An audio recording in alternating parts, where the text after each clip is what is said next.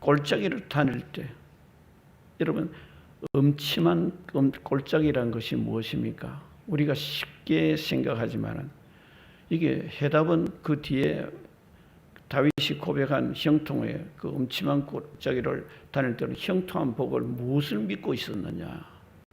그 하반절에 보면 그렇게 말씀하죠. 사망의 음침한 골짜기를 다닐지를 나도 해를 두려워하지 않을 것은 주님이 함께 하신다는 거예요. 여러분, 함께 하신다는 것이, 여러분, 저는 깊이 생각해 보았어요. 특별히 지금 코로나 바이러스로 인해서 재난이 지금 좀 괜찮아지다가 다시 지금 재발이 되어서 온 세계가 난리잖아요. 심지어 마스크만 하면은 괜찮은 줄 알고 마스크하고 마음대로 가까이 하고 여러 가지 별로 구별하지 않고 살아가다가 지금 이 마스크도 효과가 있겠지만 어느 정도까지는 효과가 있더라도 완전한 효과는 차단을 할 수가 없다. 그렇게 또 이야기도 하고, 그뿐입니까? 특별히 많은 재난이 있는 가운데서 우리 최근에 한국에 있는 재난을 우리 잠깐 한번 생각해 봐요. 그 사망하는 음침한 골짜기예요. 뚝이 터져서 사람이 떠내려가 죽기도 하고, 지금 그리고 이게 햇빛이 없어가지고 그냥 40일 동안 거의 이 30년 만에 처음 이렇게 긴 장마가 없었다 그러죠. 태풍이 2번이나 지나가고 이런 어려운 환경 가운데서도 정말 어떻게 우리가 살아갈 것인가, 희망을 어떻게 바라보고 살아갈 것인가. 여기에 환난 중의 형통이라는 것이 음침한 골짜기가 많은 재난이 오지요. 그 가운데 하나님의 임재를 믿고 의지하는 사람들의 마음은, 그 마음의 자세가 환경을 초월해서, 환경이 어두워서 나를 때로는 병들게도 하고 여러 가지 고통 속에 휘몰아칠 때가 있죠. 앞이 캄캄할 때가 있죠. 사실은 음침한 사망의 골짜기라는 이것은 우리가 그냥 이론적으로는 이해가 안 됩니다. 더더구나 예수 믿는 초대교회 성도들을 한번 보아봐요. 그 환난이 그냥 환난 잠깐 있다가 지나가고 조용해지겠지. 조금 인내해보지. 나 믿음, 그래, 흔들리지 않겠다. 조금 인내해보지. 거기서 끝나버리면은 누구든지 하나님 좋으신 하나님, 형통한 하나님, 다윗이 고백한 것 같이 하나님이 계셔서 내가 이렇게 승리했습니다 할 텐데, 초대교회 역사를 한번 봐봐요.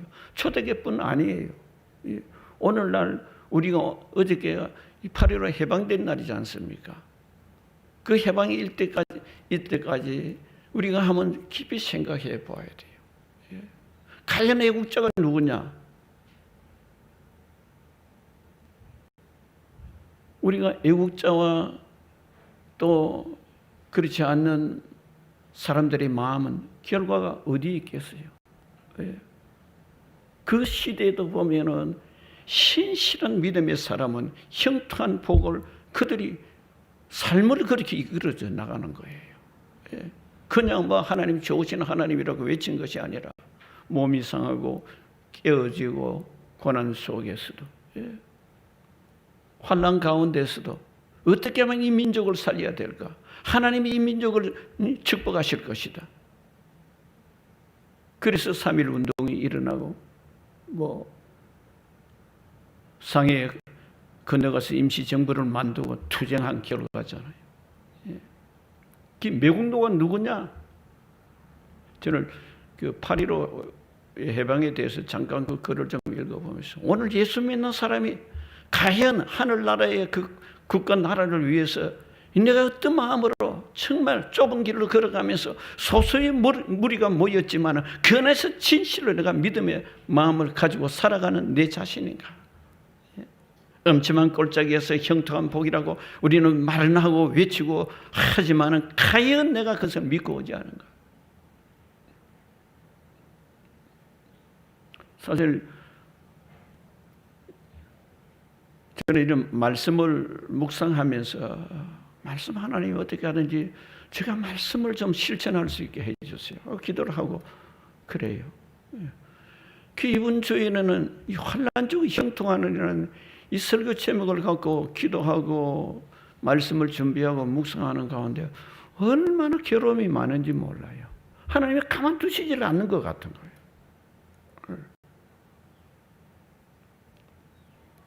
그래서 한 가지 여러분들한테 간증을 좀 드리고 싶은 것은, 더더구나 지금 이제 홍수가 홍수도 홍수고 뭐 비는 끝이 햇빛이 없지 않습니까? 그런데 어느 날 쟁반 위에 사과를 하나 놔놨는데 그걸 보는데 갑자기 눈물이 막 쏟아지는 거예요. 그 이유가 뭐냐? 하나님이 햇빛을 안 보내면 사과가 열매를 맺을 수 있느냐는 거예요.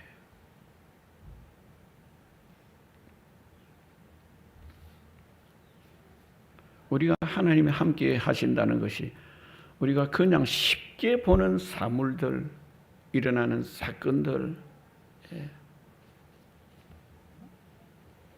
과연 하나님의 마음이 어디 있는가? 우선 우리가 그것을 읽을 줄 알아야 된다. 그래서 여기 오늘 엄침한 골짜기를 다닐지라도 해를 두려워하지 아니하는 것은 하나님께서 주께서 나와 함께 하심이라. 주님이 함께 하시는 증거가 뭐냐? 그 뒤에 나와 있지요. 주의 지팡이가 위와 막대기가 나를 아니하시나이다.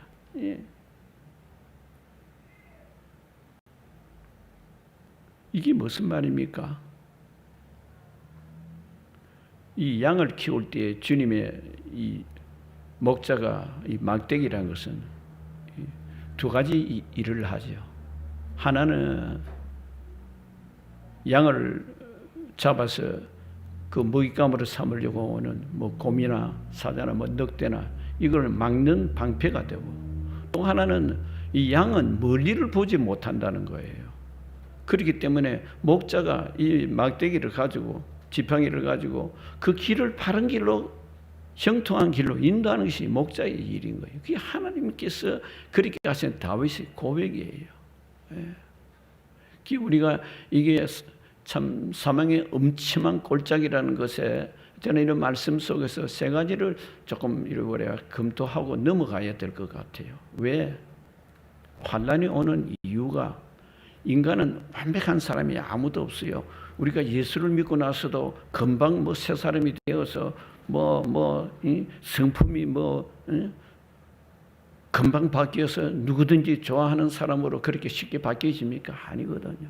다 허물이 있기 때문에 그 하루아침에 변화되게 될 수가 없어요. 그래서 예수를 믿고 나면은 결국 세 가지 마음을 바꿔야 되는데, 그 세 가지 마음이 바뀌는 게 이게 환난이 안 오면 바뀌지 않는다는 거예요. 그런데 환난 때에 하나님께서 하시는 그 깨닫게 하시는 이유가 있다는 게, 성숙한 신앙인이 되기 위한 것이 있는데 우리가 완전한 사람이 한 사람도 없기 때문에 제일 중요한 것이 뭐냐면은 그것이 하나님께서 말씀대로 살아가는 그 순종의 마음을 가질 수 있는 기회가 이 환난을 통해서 온다는 거예요.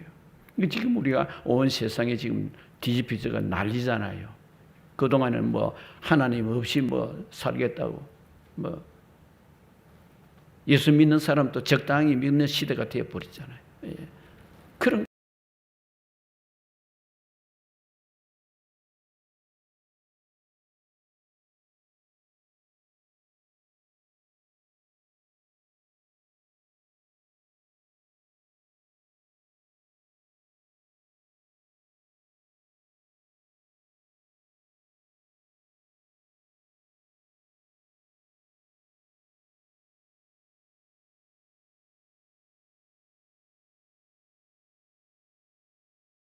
사람은 하나님이 그 사람을 떠나지 않고 지팡이와 막대기가 되어주는 그런 역할을 하시고 계시는 거예요.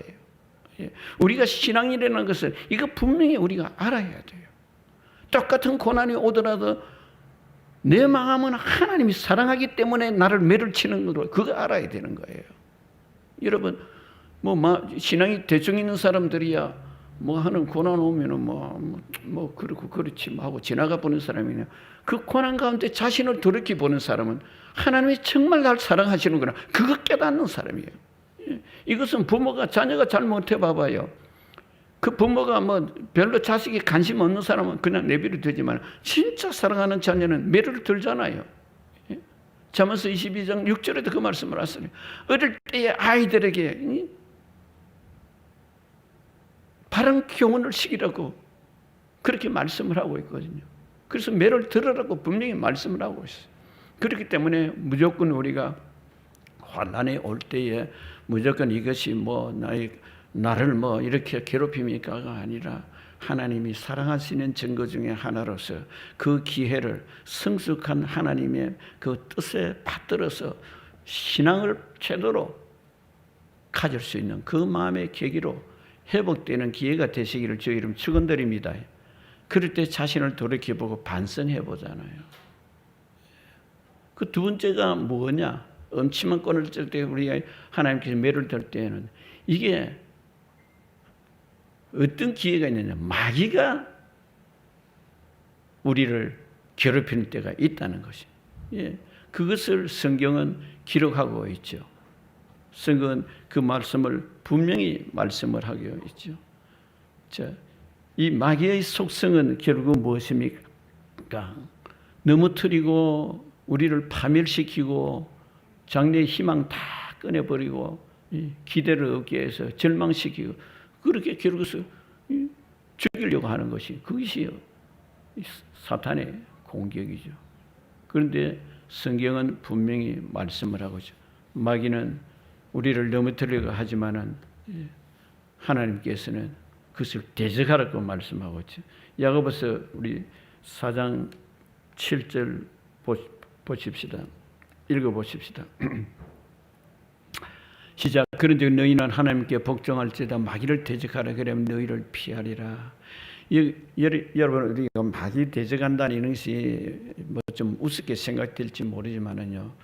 우리가 고난 있을 때는 기도해야 되지만 마귀는 대적을 해야 된다. 이 대적이 뭡니까? 기도예요. 물리치는 기도. 제가 조금 전에 말씀드렸지만 말씀 준비해서 엄청난 기도를 이게 영적 전쟁터에서 하나님이 기도시키는 마음이 생기는 거예요. 그건 영적 전쟁터는 그건 뭐예요?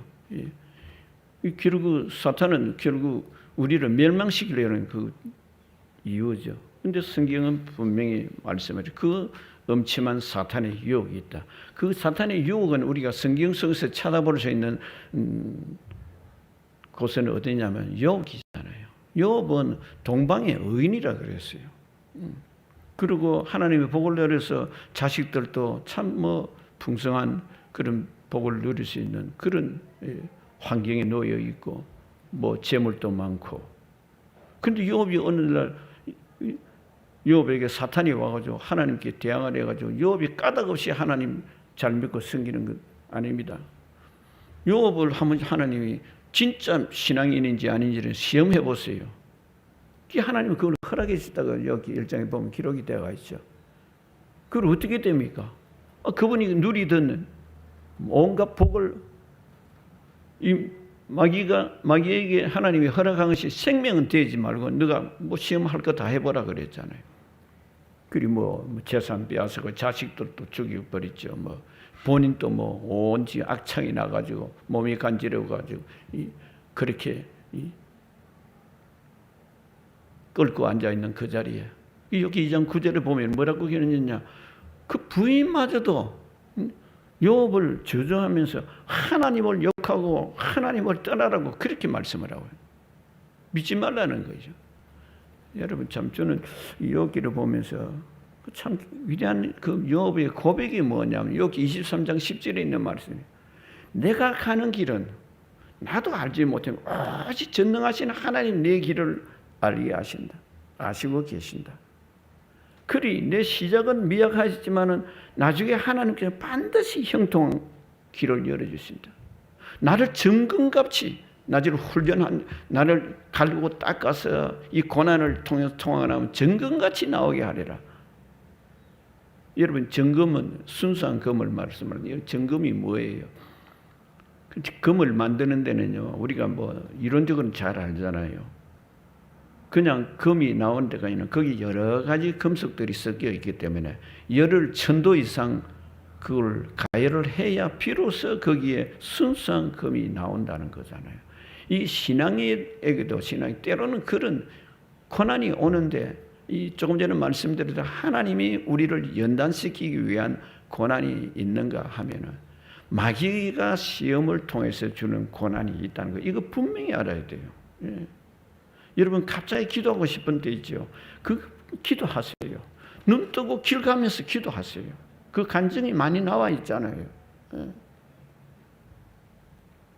그 예수 믿는 사람은 영적으로 그렇게 예민한 하나님의 그 성령의 인도함을 받아야 돼요. 예. 그냥 성경이 머릿속에만 맹맹맹 돌고 갑자기 와 나인데 이런 일이 있을까 저런 일, 그렇게만 생각하지 말고요. 그래서 어렵고 힘든 일이 있을 때 하나님이 형통한 길을 참 그 눈에 안 보이지만은 이끌어 계시는 거예요. 이 주의 막대기와 이 지팡이가 나를 지키시고 인도하신다는 이 고백이, 다윗의 고백이 오늘 저와 여러분의 신앙 고백 되시기를 주 이름 축원드립니다. 자, 뭐 많은 말씀이 있습니다만은 우리가 너무 또 가면 가니까요. 신명기 8장 14절 16절 이 한 절만 더 보고 1대지 넘어가겠습니다. 같이 읽어보겠습니다. 시작. 내 마음이 교만하여 내 하나님 여호와를 잊어버릴까 염려하노라. 여호와는 너를 애굽 땅 종되었던 집에서 이끌어내시고 너를 인도하여 그 광대하고 위험한 광야 곧 불배움과 정갈이 있고 물이 없는 관조한 땅을 지나게 하셨으며 또 너를 위하여 단단한 반석에서 물을 내셨으며 내 조상들도 알지 못한 만나를 광야에서 내게 먹이셨나니 이는 다 너를 낮추시며 너를 시험하사 마침내 내게 복을 주려 하십니다. 신명기 8장 24절 16절 이 말씀은 결국 무엇입니까? 하나님을 떠나지 말라는 거예요. 환난이 오고 문제가 있고 하더라도 왜 내가 너네들 그 애굽에서 큰 아우성 치고 죽겠다고 해서 너희들을 끌어냈으면 가나안 땅 그냥 형통한 길을 바로 그냥 보내면 되는데 왜 40년 동안 그 사망의 음침한 꼴짜기를 다니는 그 일을 하게 했느냐? 너를 낮추고 너를 시험해서 결국 마침내 너에게 진짜 하나님이 계셔서 복을 내리세요. 이 복을 받도록 위한 것이에요. 그 오늘 우리들이 깨달아야 될 것은 우리는 40년 동안 그런 고통을 안 당하더라도 하나님이 반드시 형통하게 하신다는 것. 이 믿음 갖고 변하지 않는 믿음의 사람이 되시기를 주 이름 축원드립니다. 이것이 환난 중에 우리가 음침한 꼴짜기를 다니죠. 이거 뭐 다 말을 하려면 시간이 모자라요. 음침한 꼴짜기라는 것은 이거 뭐 그냥 뭐 조금 뭐 좀 내가 고통 좀 지나면 되는지 아니에요. 살아있는 간증, 우리 성도님들 가운데서도 그런 간증하실 분 틀림없이 있어요. 할렐루야. 모두가 그런 간증할 수 있는 우리 귀한 성도님 되시기를 주의 이름 축원드립니다. 그러니까 고통이 많다고 해서 아이고 나는 뭐 버림받았다 이러지 마시고요. 전능하신 하나님의 손길을 바라보세요. 눈물이 픽 나요. 제가 눈물 그냥 흘린 거 아니에요. 눈물이 그냥 뭐 조금 흘리고 많은 그런 뭐 고난 같으면 저도 여러분에게 이 말씀 전하면서 눈물을 흘렸다고 소리를 할 수가 없어요. 그래서 때때는 이 마귀의 영적 전쟁이다 싶을 때는요, 여러분 강하게 대적하세요. 제가 지난 주일날 잠깐 말씀을 드렸지만은 이 폐혈증 걸린 그 목사님이 저한테 메시지 보낸 게 뭔 줄 아세요? 어떤 분이 자기한테 메시지를 보내는데 당신 부인 죽는다 했대요. 그 제가 그랬죠. 죽는다는 것은 사탄이 하는 짓이고 살려주시는 하나님이 하시는 일이다. 그게 마음 빼기지 마세요. 그렇게 제가 카톡에 지금 증거가 남아있어요. 보냈어요. 그렇기 때문에 그저께 카톡에 연락이 왔어요. 그동안 기도해 주신 분들 참 모든 분들에게 감사합니다. 예. 지금 퇴원했다고 지금 연락이 왔어요. 아무튼 그리고 둘째로 원수의 목전에서 형통한가. 자, 원수의 목전에서 형통한 것을 다윗은 찬양을 드렸거든요. 원수의 목전에서 형통한 복을 어떻게 찬양을 드리냐? 원수의 목전에서요, 진수성찬을 차려줬다는 거예요. 여러분, 진수성찬을 언제 차려줘요? 우리가 잔칫날 진수성찬 차리잖아요. 그런데 다윗은 이런 환난 가운데 원수들이 있는 앞에 하나님이 진수성찬 차려준다고 그렇게 찬양을 드리는 거예요. 그 이유가 뭐냐? 여호와께서, 하나님께서 나에게, 내 머리에 기름을 넘치도록 부어주신다고 고백하고 계시죠. 주께서 내 원수의 목전에서 내게 상을 차려주시고 기름을 내 머리에 부어주시니 내 잔이 넘치나이다. 여러분, 이 신앙 고백이 뭔 줄 아세요? 형통한 내 머리에 넘치도록 기름 부으시니 기름이 무엇인 줄 아세요? 하나님의 성령이 표시하시는 거예요. 하나님의 능력이 그의 삶 속에 임재하는 그 기회가 원수들이 있는 그 앞에서 하나님이 상을 치러주는 이 상이 마치 성령을 보내서 우리 길을 하나하나 예비한 길을 알리게 하시고, 고린도서 2장 9절에 이렇게 말씀을 하시죠. 하나님이 예비한 모든 복을 사람은 알지 못하네요. 전능하신 성령, 하나님 보내신 성령을 통해서 이걸 밝히 알리게 하신다는데, 성령을 통해서 그의 마음속에, 다윗의 마음속에 와, 내 머리에 기름을 부으셨구나. 이 기름이 성령이 충만하구나. 그 기름 속에는 결국 뭐가 들어가 있느냐? 성령을 통해서 권능이 그 안에 들어가 있는 것을 지금 다윗은 고백하고 있는 거예요. 이 권능이 뭐예요? 초대교회에 제자들이 나약한 가운데서 성령이 임했을 때 뭘 받았어요? 권능을 얻었다고 그랬어요. 사도행전 1장 8절에 그렇죠. 성령이 임하면 너희가 권능을 받고, 그래서 예루살렘과 온 유다와 사마리 땅까지 이르러 내 증인이 되리라. 기름이 내 머리부터 쏟아지는 성령의 은혜가 내 안에 충만하니까 이 담담하게 이 하나님의 영광을 진수성찬 차리는 그 하나님의 형통한 복을 그렇게 잔이 넘치도록 원수 앞에서 뭘 그 차려줬다는 거잖아요. 잔치상을 벌려줬다는 거잖아요. 여러분, 지금 죽는 양 사냐는 그런 위기에 잔치상 벌려준다는 그 믿음이, 여러분, 이거 어떻게 보면은 우스운 이야기예요. 말도 안 되는 소리잖아요. 그런데 다윗은 찬양을 드린 거예요. 이건 오늘 우리들에게 무슨 말씀을 전하려고 하는 핵심이겠어요? 예레미야 31장 31절에 보면은 하나님, 그 이스라엘 백성들이 그 형통하게 살 때는 하나님 잘 섬기다가 좀 잘 사니까 하나님 없이 우상 섬기고 했을 때 그들이 포로로 잡혀가 버렸어요. 예레미야 선지자가 보니 너무 괴로운 거예요. 하나님이 바른 말을 전하라고, 바른 말을 전하면서 그 말씀 속에 무슨 말씀을 전하느냐? 하나님 뭐라고 말씀해요? 가그의 모세를 통해서 너희에게 돌비에 내 언약, 새 약속을 내가 그 안에 새겼는데 이제는 내가 새롭게 너희들을 만들 거야. 새롭게 할 그 이유는 이제는 내가 내 새 언약을 너희 마음에 두고 마음에 내가 언약을 할 거야. 그 예레미야가 그 전해놨어요. 여러분, 오늘 저는 그 말씀을 준비하면서 오늘 예수 믿는 우리들에게 내 마음에 가있는 하나님의 언약이 내 안에 약속이 있느냐는 거예요. 그 믿고 살아가느냐는 거예요. 우리가 자칫 잘못하면요, 이 믿음이 이성적인 믿음으로 끝나버려요. 하나님이 전능하신 하나님 잊어버릴 때가 많아요. 그뿐입니까? 예수님이 이 땅에서 하신 일들 우리 한번 생각해 봐야 돼요. 오직 하면은 예수님께서 의인은 없나니 하나도 없다고 했겠어요.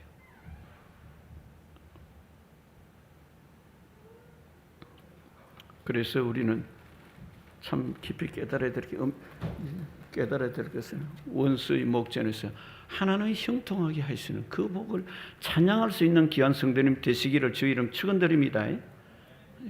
그게 오늘 저와 여러분들에게 약속이고, 또 오늘 이 말씀을 통해서 여러분들이 아무리 지금 각자 저는 다 몰라요. 어떤 환경에 있든지 그 안에서 하나님의 손길을 기대하고 찬양 드릴 수 있는 귀한 성도님 되시기를 주의 이름 축원드립니다. 제 마지막으로 세 번째 여기 기록하신 죽음의 환난에서의 형통을 말씀하고 있습니다. 이게 사실은 이 시편 23편 6절의 말씀은 전체 시편이 있습니다. 결론이죠. 같이 한번 읽어봐요.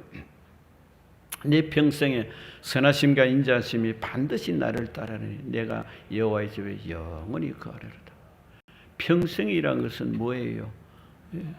물론 살아가는 가정만 우리가 평생을 하는데 시작이 끝이 있는 것이 우리의 일생이잖아요. 사실 우리가 일생을 살아가는 가운데 좋은 일만 있습니까? 왜? 어렵고 힘든 일이 많아요. 왜? 세상 어지러운 세상이에요.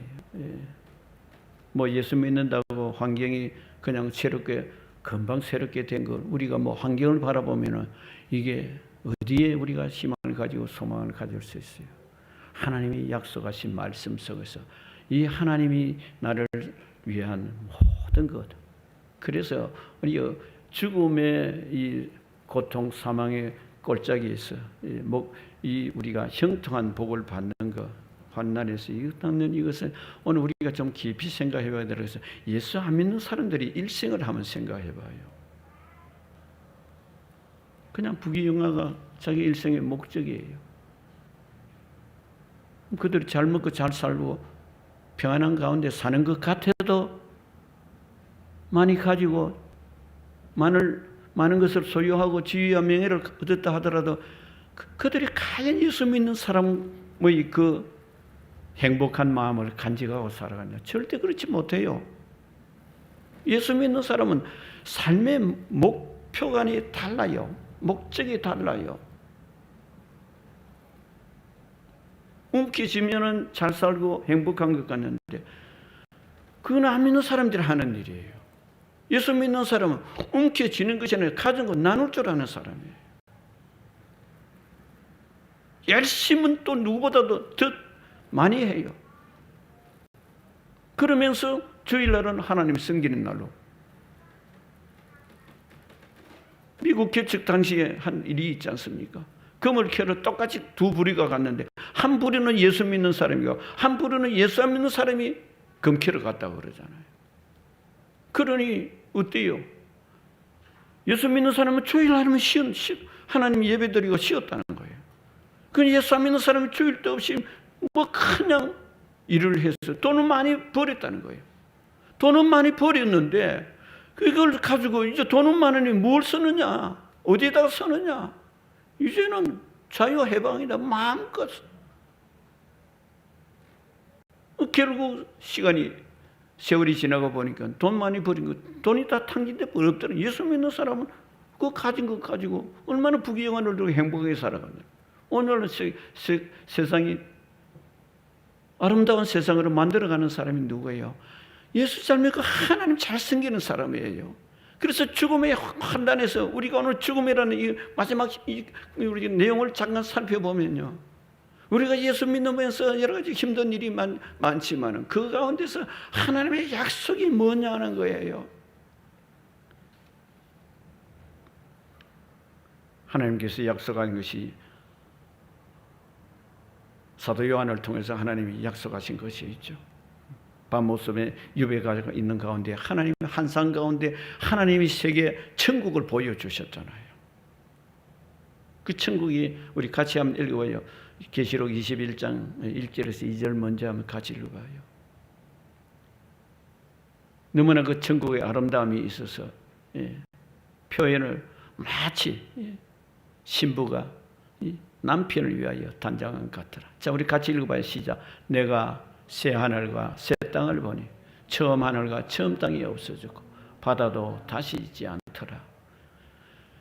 또 내가 봄에 거룩한 성 새 예루살렘이 하나님께로부터 하늘에서 내려오니 그 준비한 것이 신부가 남편을 위하여 준비한 것 같더라. 여러분, 신부가 언제 제일 이뻐요? 결혼식 할 때잖아요. 하나님이 새 예루살렘을 예배해놓은 곳, 이 천국을 말씀을 하고 있죠. 하나님이 예배하는 것. 이게 예수님이 뭐라고 말씀하셨어요? 예수님이 말씀하신 것이 요한복음 14장 2절 3절에 말씀이 기록되어 있죠. 이 신부가 남편을 위해서 예배하는 그곳, 이 예수님이 말씀하신 것은 바로 그 말씀. 요한복음 14장 2절 3절 같이 읽어봐요. 시작. 내 아버지 집에 거할 곳이 많도다. 그렇지 않으면 너희에게 일렀으리라. 내가 너희를 위하여 그 절을 예배하려 가노니. 3절요. 가서 너희를 위하여 그 절을 예배하면 내가 다시 와서 너희를 내게로 영접하여 나 있는 곳에 너희도 있게 하리라. 이 예수님이 약속이에요. 여러분, 그것이 얼마나 좋은 것인데, 얼마나 좋은 것인지 우리 요한계시록 21장 3절에서 7절 말씀 읽고 말씀 마치게 해요. 자, 같이 한번 읽어봐요. 요한계시록. 자, 시작. 내가 들으니 보좌에서 큰 음성이 나서 이르되 보라, 하나님의 장막이 사람들과 함께 있으며 하나님이 그들과 함께 계시리니 그들은 하나님의 백성이 되고 하나님은 친히 그들과 함께 계셔서 모든 눈물을 그 눈에서 닦아주시니 다시는 사망이 없고 애통하는 것이나 곡하는 것이나 아픈 것이나 다치 있지 않으니 처음 것들이 다 지나갔음이라. 보좌에 앉으시니가 가르치되 보라, 내가 만물을 새롭게 하노라 하시고 또 이르시되 이 말은 신실하고 참되니 기록하라 하시고 또 내게 말씀하시되 이루었도다. 나는 알파와 오메가요 처음과 마지막이라. 내가 생명수 생명을 목마른 자에게 값없이 주리니 이기는 자는 이것들을 성속으로 받으리라. 나는 그의 하나님이 되고 그는 내 아들이 되리라. 할렐루야.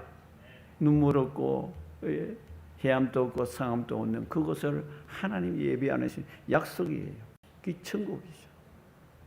그래서 우리는 천국이다 하니까 그냥 천국이다 이렇게만 생각할지 모르지만 천국은 그 12천국에 가면 12진주문이 있다고 그러잖아요. 12진주문은 여러분 한번 생각해 봐요. 12진주문이 왜 하필이면 천국의 문이 12문이 있는데 거기 12문이 왜 진주로 되어 있는가?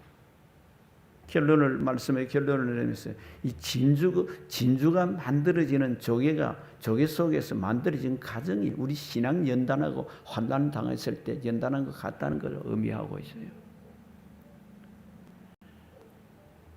조개가 진주를 만들려면 모래가 하나 탁 돌았잖아요.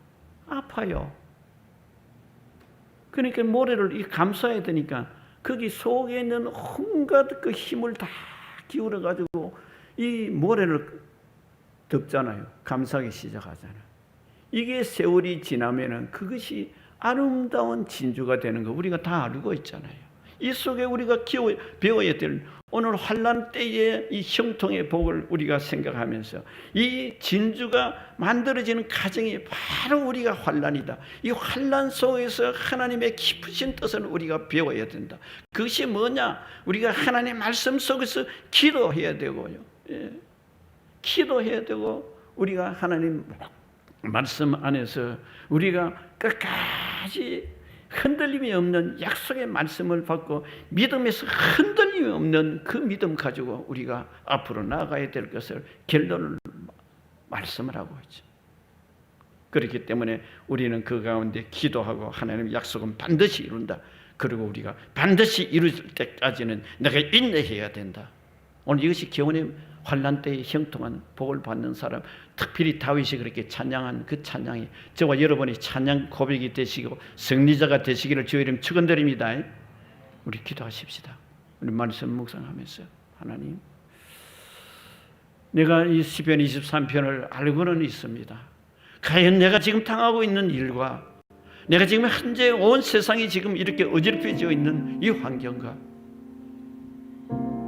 내 아픔 속에 지금 현재 내 문제 속에 내가 오늘 세 가지 엄침한 골짜기 원수의 목전에서 그리고 하나님이 나의 생애를 이끌어 나가는 그 기대를 가지고 죽음이 온다 하더라도 사망의 엄청 길은 골짜기를 타는 그런 죽음의 환란에서도 의로우신 재판장 되시는 예수 그리스도, 천지를 지으신 하나님 아버지, 말씀을 믿고 나도 승리의 깃발을 끝까지 들고 하나님이 예배하신 그 복을 이 땅에서도 누리고 하늘나라에서도 그 정말 상급받을 수 있는 자가 되게 하여 주옵소서.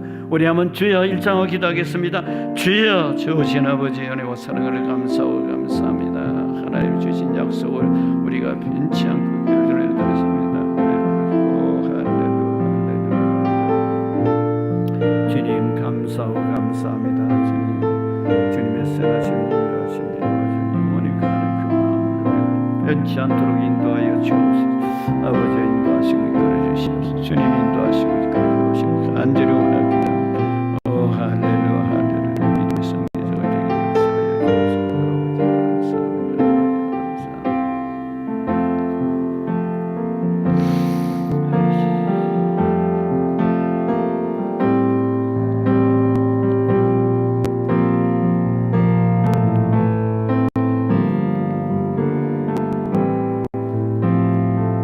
좋으신 아버지 하나님, 은혜와 사랑을 감사합니다.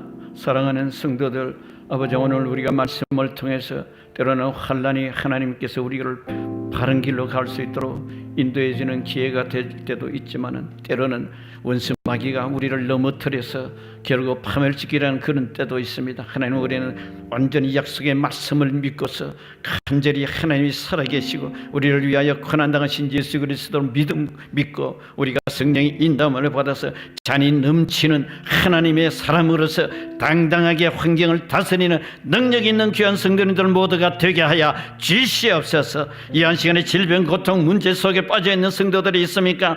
이 시간에 회복되게 하여 주시옵소서. 주의 빛을 발하여 주시옵소서. 원수 마귀는 다 떠나가게 하여 주시옵소서. 질병도 떠나가게 하여 주시옵소서. 사업을 방해하는 원수 마귀도 떠나가게 하여 주시옵소서. 형통의 복을 믿는 그까지 믿는 그 신앙의 고백을 하나님께서 복을 내리시다 마침내 복을 내리신다는 그 약속을 받는 우리 성도들 모두가 되게 하여 주시옵소서. 믿고 감사하며 내 믿음대로 될지라 약속하신 그 믿음이 이루어질 줄 믿고 감사하며 예수님의 이름으로 축복하고 기도합나이다. 아멘. 할렐루야. 하나님의 형통이 여러분 속에 임하기를 주의 이름 축원드립니다. 우리 하나님께 감사 박수 한번 드립시다. 사랑하는 성도들, 좋은 일이 있을 걸 기대하시기 바랍니다. 할렐루야. 예. 잠깐 광고 말씀드리면, 찬양을 지금 이제 여러 사람이 못하게 되어 있기 때문에 여러분 누구든지 개인적으로 마음에 찬양 들고 싶은 분이 계시면은 박진영 집사님한테 연락드려서 특송하세요. 오늘 또 특송해 주신 우리 백지영 집사님, 박수 한번 드립시다. 아무튼 여러분 모두에게도 좋은 일이 있기를 축원드립니다. 할렐루야. 할렐루야. 기도드리겠습니다. 사랑의 주님, 우리 정성과 우리가 예물을 하나님 앞에 올려드렸습니다. 사랑하는 성도들의 마음을 받아주셔서 이 땅에 필요한 것 채워주시고 또 하나님이 좋으신 아버지 하나님인 것을 우리가 믿고 모두에게 좋은 일이 일어나도록 복을 반드시 약속하신 그 복이 이루어지게 하여 주시옵소서. 그리고 받은 것을 또 나누는 기쁨이 충만한 행복한 우리 귀한 성도님들, 가족과 자녀들과 사업장 하시는 일터 모두가 이루어지고 학업에도 이루어지기를 간절히 원하고 감사드리며 예수님의 이름으로 축복하고 기도합나이다. 아멘. 아멘. 여러분 아멘은 하나님 들으시도록 아멘 크게 한번 하십시다. 아멘. 할렐루야. 예. 자, 우리 자리에 일어나시고 저 축도 기도하고 마칠게요. 자리에 일어나십시다. 지금은 우리를 위하여 예수님을 아끼지 아니하시고 보내주신 그 하나님 아버지의 무한하신 사랑하심과 우리를 위하여 고통을 견디시고 죽으시고 부활하신 예수 그리스도의 무한하신 그 큰 은혜와 지금도 우리의 마음속에 함께 계시는 성령의 내주 교통 인도하심이 사랑하는 성도들 하나님이 부르시고 이 땅 위에 살아가는 동안에도 하나님 늘 함께 하시는 놀라운 형통의 복이 임하시기를 간절히 축원드리옵나이다. 아멘.